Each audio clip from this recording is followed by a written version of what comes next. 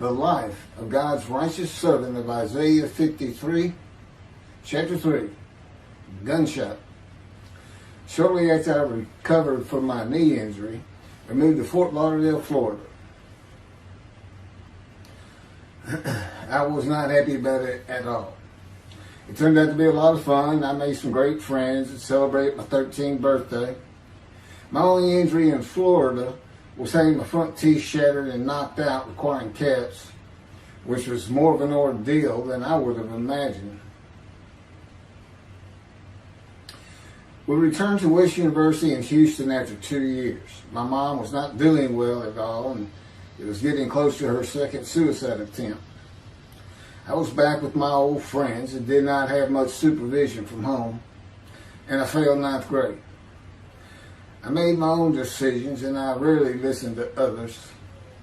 After being set back a year at junior high school, I made a few new friends, which led to my next serious injury. My best friend was a Spanish Italian whose father was from Sicily.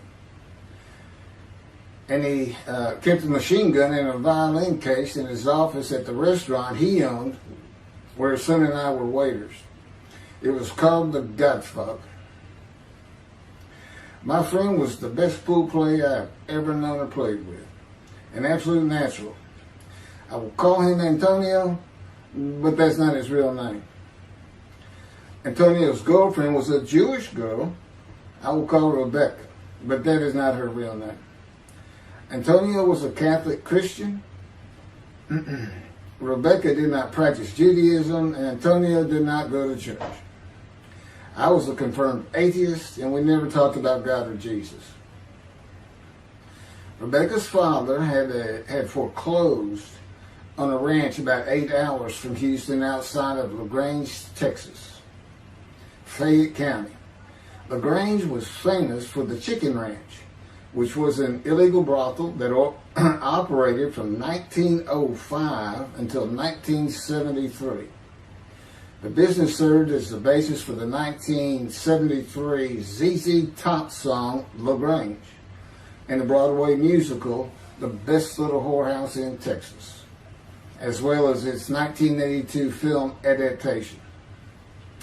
T.J. Florney was known as the meanest sheriff in Texas.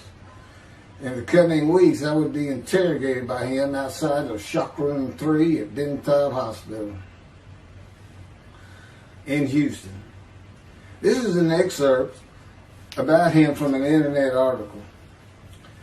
It was the most one-sided Texas battle since the Alamo, as 100 citizens watched disbelievingly in the dusty little town of LaGrange, their beefy sheriff, T.J. Florney, reached into a black 1975 Continental Mark IV and began to shake by his $300 suit Marvin Zindler, the star consumer crusader of Houston, Texas.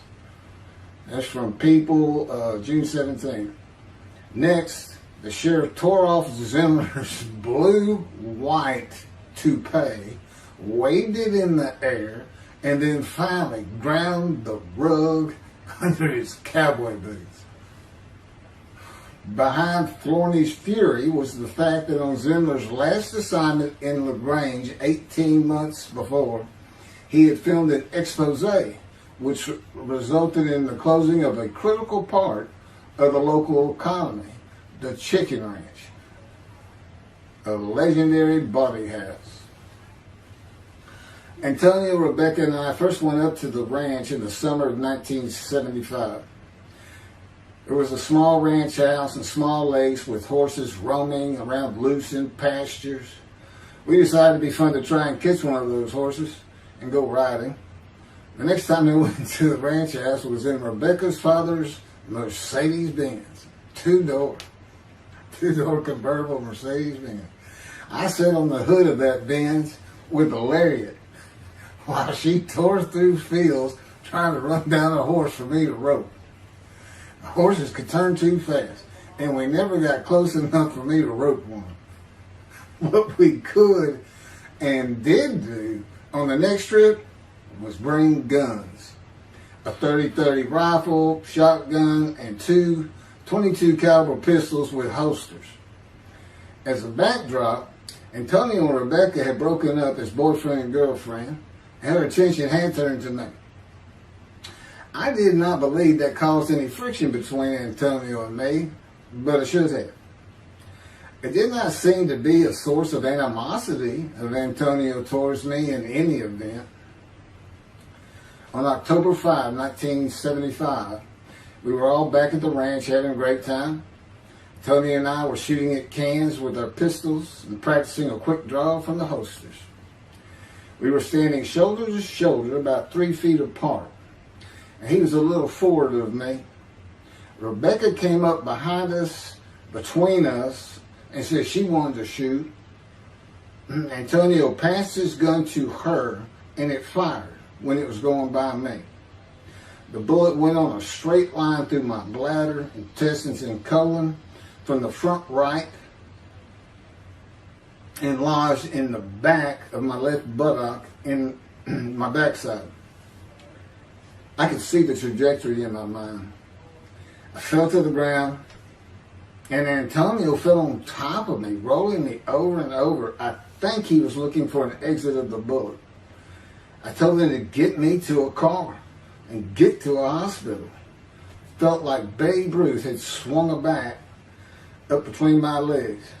I never once thought of God.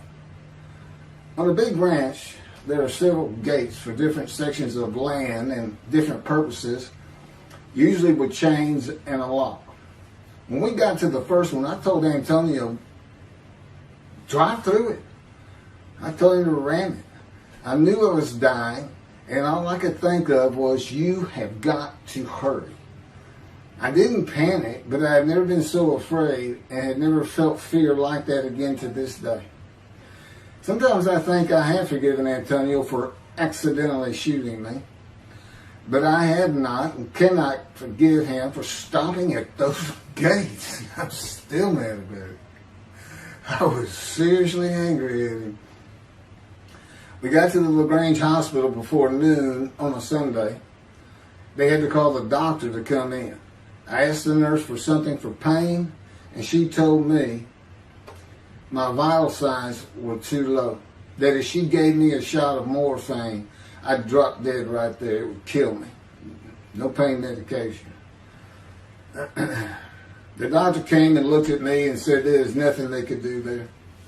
He told me they were getting an ambulance to take me to Houston, Ben Taub Hospital, where they operated on gunshot victims all weekend long and do to this day. It's a trauma hospital. Many young doctors from Baylor University, all around the state. It's a high desirable place to be because you're cutting all. If you want to be a surgeon, you're cutting all day long. I knew one thing with a certainty. I could not pass out or fall asleep. If I did, I would not come back. In an ambulance, I talked to two fellas that were tending to me, as much as anything to stay awake. I asked them such things as what it was like to be married, graduate high school, have a career job, but my mind repeated over and over, you have got to hurry. We arrived at dusk. This happened before noon when I got shot, so now it's getting dark. When the ambulance opened, my brother jumped in to help. My mom was standing by the entrance to the shock rooms in her fur coat. She later told me that since Ben Taub was a public hospital, it might help if they thought we had money. I didn't see my dad, but my sister told me later, the whole way to the hospital, all he could say was, to God, please don't take my boy from me. I had stayed awake for some 6 to 8 hours in awful pain. They took me to shock room 3. It was filled with people giving orders and very loud. On the table, the nurse told me she had to put her finger in my bottom, which embarrassed me. And I raised up like a sit-up and saw nothing but blood rushing from my bottom onto the table. You have to hurry is all I could say. They finished prepping me for surgery and rolled me to a hall in a line of others awaiting surgery. And someone was saying my name, and I opened in to see T.J. Forney, Sheriff of LaGrange. He wanted to know if I'd been shot intentionally, what we were doing at that ranch, did we have permission to be there, and et cetera, et cetera. I told him I thought it was an accident and to leave me alone. I never saw him again. I didn't have to wait long. The orderlies bypassed everyone in front of me and took me to surgery. I awoke in a large room with about 10 beds on my side of the room and 10 beds on the other with other patients, and I could hear moaning and crying here and there. It took a few moments to remember what had happened and why I was in there. I fell back asleep, and when I awoke, my dad was telling me he would have me out of there into a private hospital as soon as possible. It was the next day when they transferred me to the Methodist Hospital in the medical center, where they had operated on my knee, and I had spent weeks there. I had a hose with a bag coming from my bladder and a colostomy, an opening called the stoma, which is your intestine on the outside of your abdomen, with a bag over it for going to the bathroom. I was out of danger from dying, but still very weak, and I needed to gain some weight. The track team was already getting together, running distance and cross-country workouts provided by the coach, preparing for track meets in the following school semester. I lived about a half mile from the high school. The day I got home, I walked to look at the track. It did not seem possible I could get back in shape. I was afraid to cross the roads to the school. I could not even trot to get out of the way if a car came my way. My insides felt like jelly, and I had been warned that too much physical exertion in the first 10 days could cause a stomal hernia and my intestines to start extending from my body. I was homeschooled for the rest of the semester by a private volunteer tutor, and passed classes I probably would have failed. The beauty of that gunshot was that it changed me. I was never going to graduate high school, having failed so many classes. So I set up night school classes for the next and my last semester of high school. I was 18, soon to be 19, and a senior.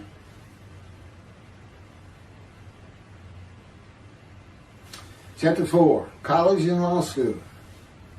Before the summer of 1975, one of my best friends on the track team, who threw the discus and shot put in field events and was a senior, told me he wanted to do something big the coming summer before starting college at Louisiana State University, LSU. I was only a junior and I had no plans for the summer.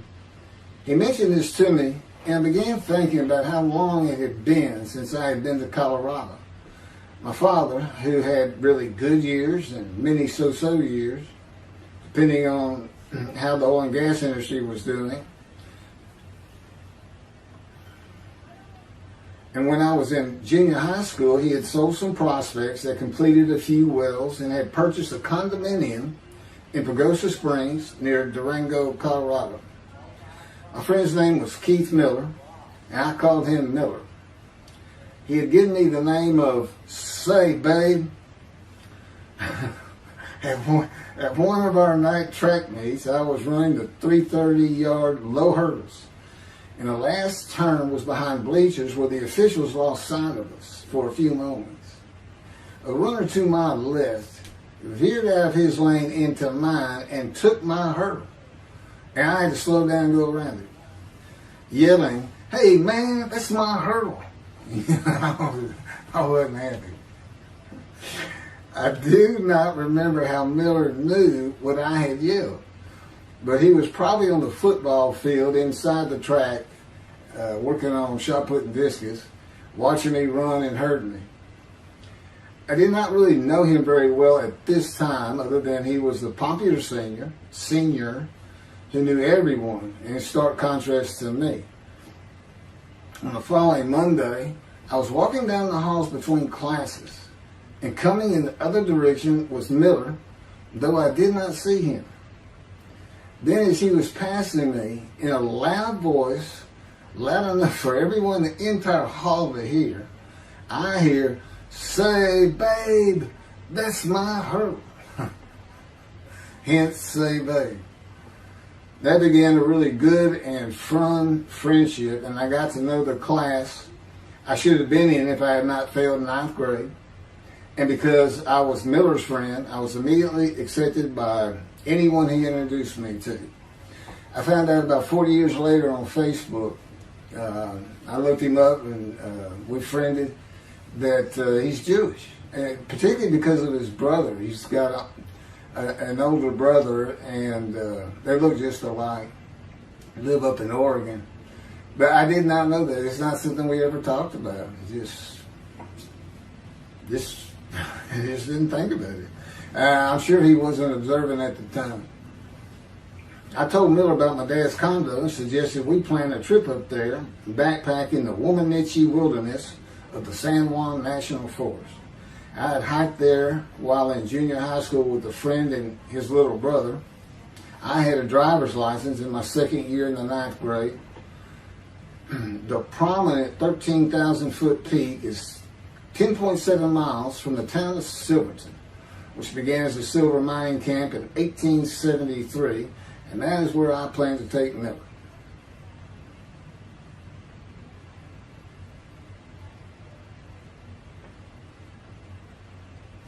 So Miller and I take off. We use his car. As I said, he was getting ready to graduate, and his dad had bought him a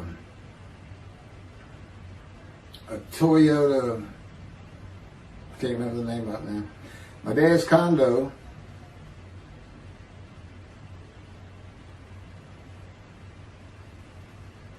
was about 60 miles from Durango, where a train depot is located that runs a train through the Womanichi Wilderness to Silverton. The train is an authentic, narrow-gauge, steam-powered, coal-fired, scenic railroad train ranked one of the top 10 scenic railroads in the world. It's something else. It stops twice in the same places to let off and pick up hikers and backpackers in the Animas Canyon of the Womanichi. At top speed of 18 miles per hour, it takes the train 3.5 hours to travel the 45 miles from Durango to Silverton. Oh, here it is. Miller had a new Toyota Celica. And after a day and late into the night, we made to Pagosa, slept, and we're at the train station before the first departure the next day. I don't know what the problem was, but the train was not going to run that day. So we couldn't get to where I wanted to take him. It's just too far. We decided to get a hotel in Durango and just head down the train tracks into the wilderness and explore an area I had never seen in with the maps.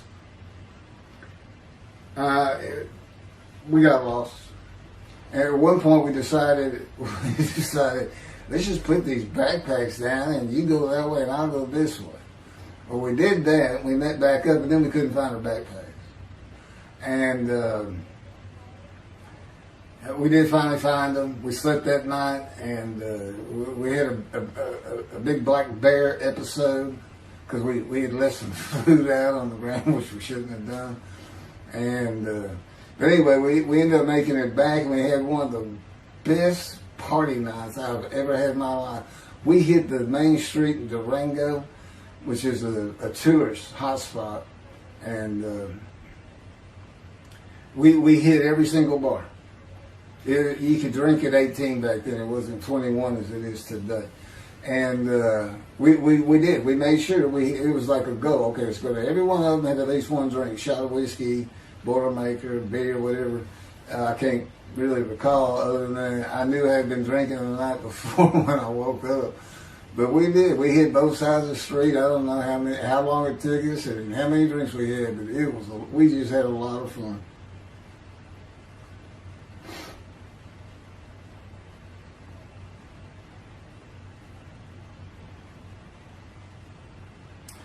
Okay, I'll be coming to chapter, I guess it's 4.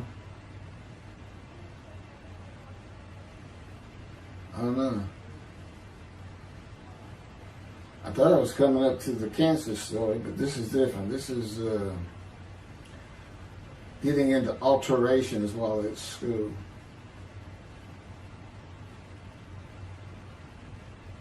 So anyway, I was shot on October 5, 1975, and by early December, so this is October 5, and then in early December, I had surgery again to put my intestines back together, which was, it was dicey. They kept telling me, we don't know if we can reattach. There's people like Bob Hope lived his whole life with one of these stomal deals. And it's just a horrible thing. It was successful. They put it back together, and they removed my bladder tube. The girl next door, who I had never talked to other than to say hey or hello, and who also went to high school with me, had been coming over daily, and she agreed to be my girlfriend when I asked her a few months later. I did my night school and graduated last in my class, or close to it, of over 400 people. In late December, I began running with the track team. Now, I had surgery early December. I already got out there with them, which was difficult. Pulling 2 tires on the cinder track. There's a rope, 2 tires, and you put a harness around your waist. I had to put mine high up on my shoulder. On the cinder track for a lap and a half, 660 yards with 2-minute intervals, 6 times was the toughest. My speed and quickness were still there, but distance running and my endurance, it took quite a while to come back. In early February, just about 3 months after being shot, I won my first 120-yard high hurdles race at a track meet that was fast enough to qualify at the upcoming district track meet for the regional track meet. Winning at the regionals would place me in the state track meet. I was fast, but my disfigured right arm really held me back. Then my heart was broken, and I cried for the first time since I was a child, as best I could remember. My coach, who really liked me, he understood the effort I had put in to get back in shape. Called me to his office, and I knew something was wrong. He told me I could no longer be on the track team. I had too many semesters of school to be eligible according to the eligibility rules. It was because I had failed 9th grade.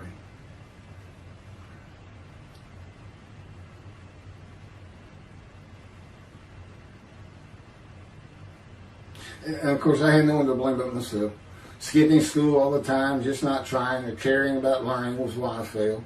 I was not lacking in intelligence and common sense, as many people thought of me. I could and often did read a complete science fiction paperback book during the school day. One day. I get them from my brother. I just sat in the back of each class and read my book, and the teachers always left me alone. I also was suspended from school a couple of times for fighting. First fight was in the gym in the bleachers with the principal on the floor telling us the do's and don'ts for the second semester of the 10th grade. This is 2 years before I was shot. I found out he already knew me by name, and I had never talked to him. The second fight was with the same guy, but this time we took it across the street from the school. He had about 10 of his friends, and I, being pretty much a loner, I had none. They were African American, bused into school from neighborhoods far away. And I just didn't understand them, or know why they even talked to me with words I did not get, like word, or say, man, can I hold $1?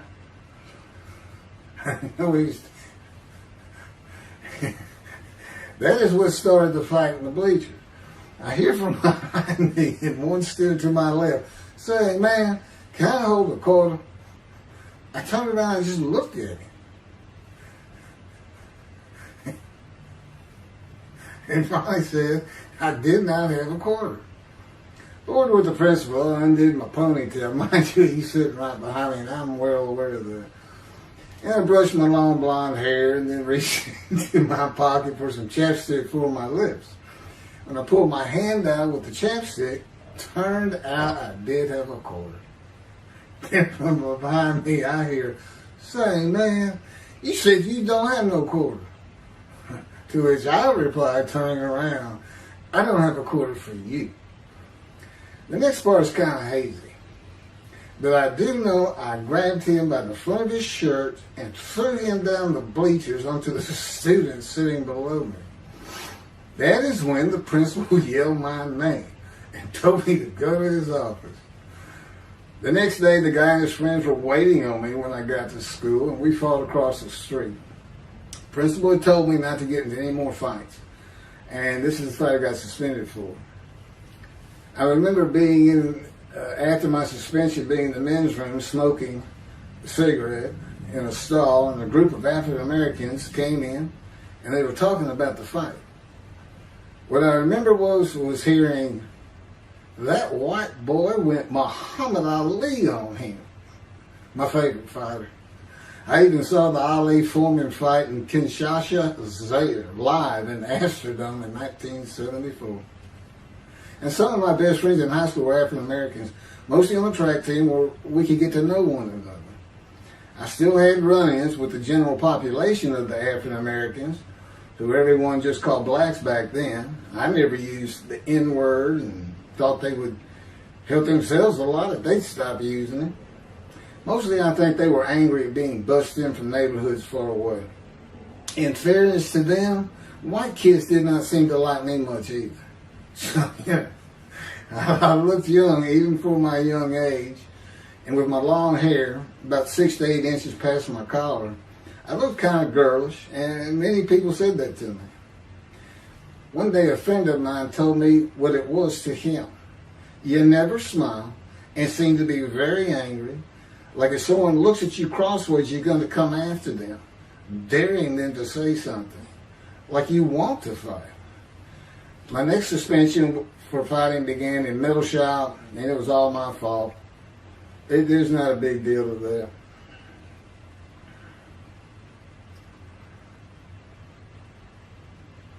The last fight I was ever in came right before I was gunshot at the ranch. The accident really changed me and the way I looked at life. I never got in another fight after I got shot. It took some of the fire out of me. My longtime friend from junior high school and I were at Memorial Park at night and walked down a train track that ran through the woods, away from the streets and recreation areas. We went to the center of a long railroad trestle bridge that ran over a bayou to wait for a train to round the corner from either direction on the single track. When a train would round the corner, we had to run and jump off the trestle after clearing the bayou. We were drinking beer. As we were sitting, we started talking about the price of gas that was 44 cents a gallon in 1975. Anyway, the trains weren't running. We got up to leave, and as we're walking down the steps, he said something about my father and about how to find oil and gas. And I turned around and just hit him with everything I had, with my right arm. And I realized, what a stupid thing to do. I called him the Big Sweet. He's huge Norwegian. His hair was white and long and longer than mine. His hand was the size.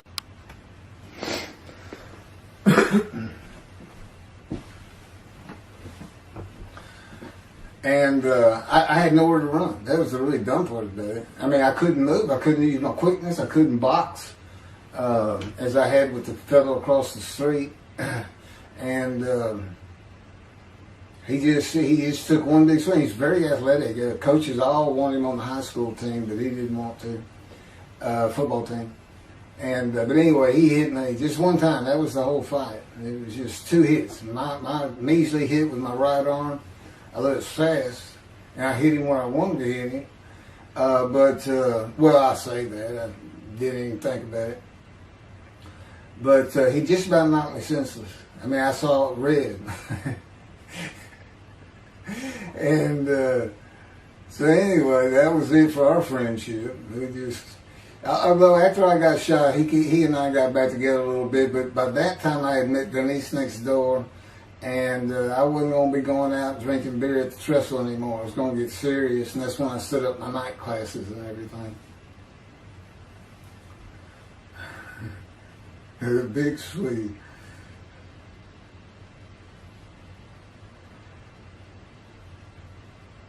After the gunshot, I stopped seeing old friends, including Antonio and the big Swede, and spent all my time with Denise from next door. I knew I wanted to be someone who succeeded in life. My dad always told me when he was angry with me that with my smart mouth, I was never going to be anything but a ditch digger or a lawyer. While he said lawyer in a derogatory way, he got me to thinking I'd like to be a trial lawyer. I had to get into college first, and the only school I wanted to go to was Texas A&M University. Anyone who had ever known me would tell you that I was not even close enough to being smart enough to go to any college, much less Texas A&M. I would tell you I had never applied myself to the task of learning. Texas A&M denied my application. I called them and pleaded and argued, and finally admissions said that if I came for the summer semester of 4 classes and maintained a B average with no fails, they'd let me in. I did it, barely. I almost failed calculus and got a D.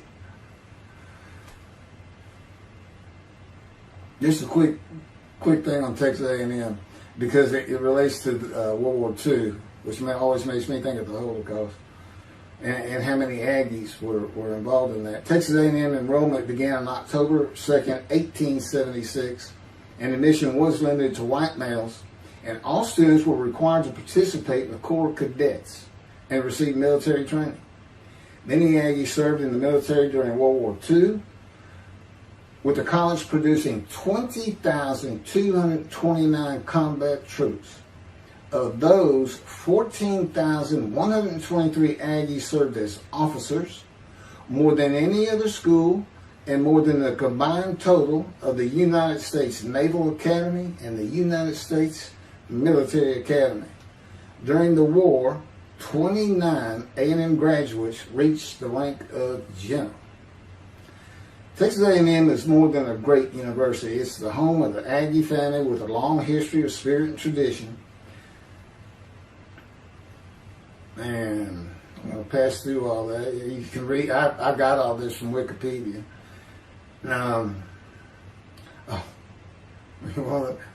Like Notre Dame, it's a school full of tradition, especially notable at football games and in campus life, drinking beer at the Dixie Chicken. I had a good friend in what is now the Volunteer Corps of Cadets, and we've been shooting pool and drinking beer all night on the weekend, and finally left sometime after midnight. I walked my friend back to the quad, Corps Cadet Quad, a large open area where people could gather, surrounded on 4 sides by dorms for cadets only. And I dropped him off at his room. Before he shut the door, he looked at me, and not for the first time, said, "Want to race?" He's fast. We raced many times. I said, "Yeah." Of course, we were pretty much, we've had a lot of beer. I said, "Yes." And he went to the end of the hall and took off at the other end of the hall. He was fast, but I was pulling away with just a few yards to go, and hit the wall before I could stop and busted my chin open. Blood's pouring out everywhere. People opening doors. Look, that's what the little guy did to the tall guy. Taller guy. I also sprained my ankle. These are my injuries at Texas A&M. I also sprained an ankle so severely playing basketball with football players that I was in a cast for 6 weeks. Those were my only injuries in the 3 years at A&M. It was the gunshot that changed me and everything in my life. I married Denise when I graduated from A&M in '79. Just 3 years after graduating high school. I went through in 3 straight years. Because I had those hours from the first summer, I just went ahead and went the next summer too. And I got out of it. And the average for most A&M students is 5 years. But I went through in 3. And of course that meant I never dropped a class, which also meant I had a low GPA, grade point average. And I didn't realize how important that was for admission to law school. I was denied admission from every school across the nation I thought I could get into. I do not know how my dad knew about South Texas College of Law in downtown Houston, but he made some inquiries and found out the dean was a graduate of Texas A&M. And we're known for helping each other. We set up an appointment with the dean. I told him of my rather intense home life and wayward ways, and that the A&M had given me a chance to prove myself as a capable student. You know, he hemmed and hawed, looked around the ceiling, and gave me the same opportunity A&M had. 4 summer classes, D average, no fails. I did it. I was terrible at chemistry and math, but it turns out I have good reading and comprehension. It's probably from reading all those science fiction books in school. I graduated in '82, and I did great on the bar examination. Keith Ellis McCarty, attorney at law. Who would have believed it? Which reminds me of verse 1 of Isaiah 53. Who can believe what we have heard? That's what any of my friends would say about me getting out of law school. Much less what's happening today. You go find somebody that knew me in high school, they say, who? Oh, that can't be true. Get out of here. I know him. Forget about it. Chapter 5. 27-year headache. I'm going to pick up with that on another video. And then that'll be it. Some general comments. 5 and 6. I'm not sure what 6 is. Yeah, 27-year headache. I'll go ahead and mention God in one of these accidents. And I won't say anything about the dog who took a hard left between my legs. Just about severed my knee, my leg at the knee. I won't mention that. Or hitting the big Swede on the track. Unbeknownst to me, my arm just took off. I wouldn't have hit him with my right arm. The things he has shown me. And getting gut shot. Yeah, I think I would have figured out, you probably shouldn't be hanging out with this fella anymore if you're going to be talking to his ex-girlfriend in front of him. Little things like that, he controls my perception. Little things like that in my life to make sure I am the man of Isaiah 53. If anybody thinks I'm going to back off saying that, they're wrong. I have been through too much. My whole life is dedicated to this time, the day of the Lord. As a matter of fact, what about my day? What about my day? Well, he said, well, first of all, God's speaking with you and living with you. Most people say that's pretty good. I said, yeah. But anyway, here's something he's promised me that he lets me check out all the time. And I'm going to put on the screen.